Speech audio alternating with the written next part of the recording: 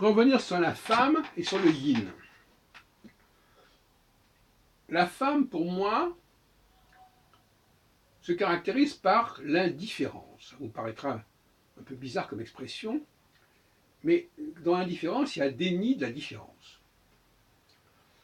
Et quand on dit, par exemple, aime ton prochain comme toi-même, c'est une forme d'indifférence. C'est-à-dire, ne tiens pas compte de l'autre. L'autre, c'est, quel qu'il soit, de toute façon, il faut avoir le même comportement avec l'autre, quel qu'il soit. Et ce comportement, c'est celui que j'ai avec moi-même. Donc là, on est ici dans l'indifférence. Dans ce qu'on pourrait appeler, c'est la même chose, c'est égal, c'est kiff-kiff, comme on dit en arabe maghrébin, enfin en France, en franc-arabe. Et le yin, c'est l'indifférence. C'est-à-dire, on ne fait pas de différence. On ne veut même pas savoir ce qu'il en est.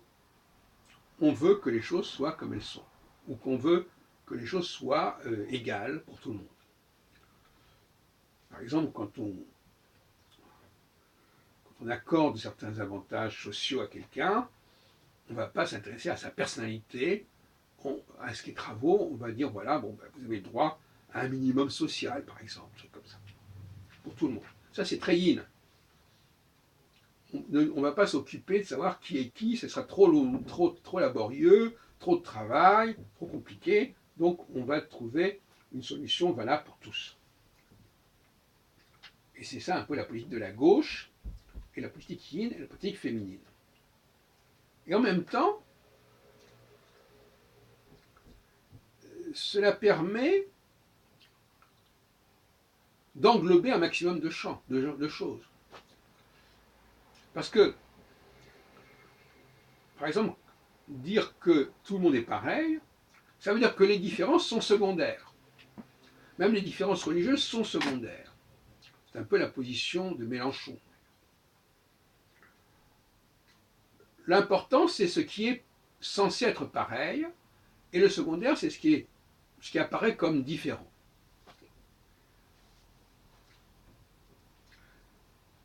Donc, en période yin, les différences sont minorées par rapport aux similitudes. Ça a donné d'ailleurs, sous l'occupation allemande, la collaboration. Ça a donné aussi une forme d'européisme depuis quelque temps. Et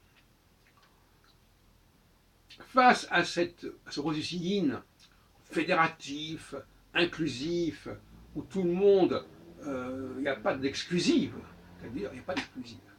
Inclusif, ça veut dire qu'il n'y a pas d'exclusive. Eh bien, il y a le yang qui, lui, ne mange pas de ce pain-là. C'est-à-dire qu'il considère que on ne peut pas tout mélanger, on ne peut pas mettre tout sur le même plan, que tout le monde n'est pas, les gens ne sont pas égaux. Et par conséquent, à ce moment-là, les constructions fédérales, les constructions globales sont menacées, risquent de voler en éclats. C'est ça qui oppose le yin et le yang, qui est la clé même de l'astrologie, telle que je l'aperçois. Donc, comprenons bien que la machine, quand vous faites marcher un appareil, que ce soit un réveil ou même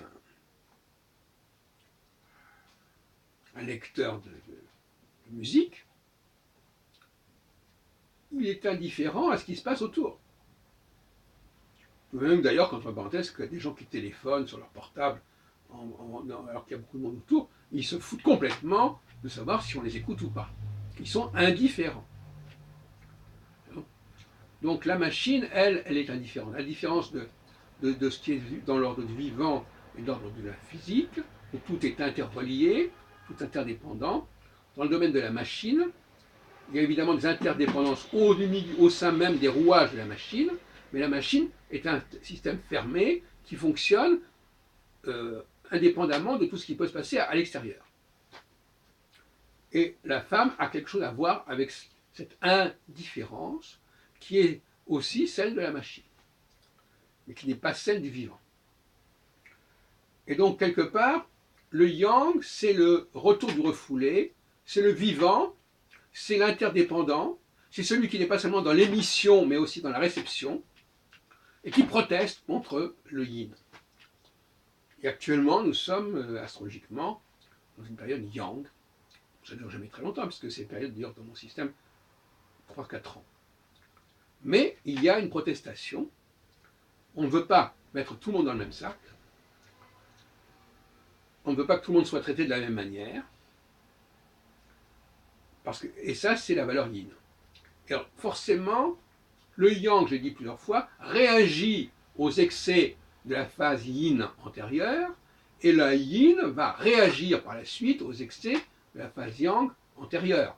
C'est de bonne guerre. Voilà ce que je voulais vous dire sur l'astrologie aujourd'hui.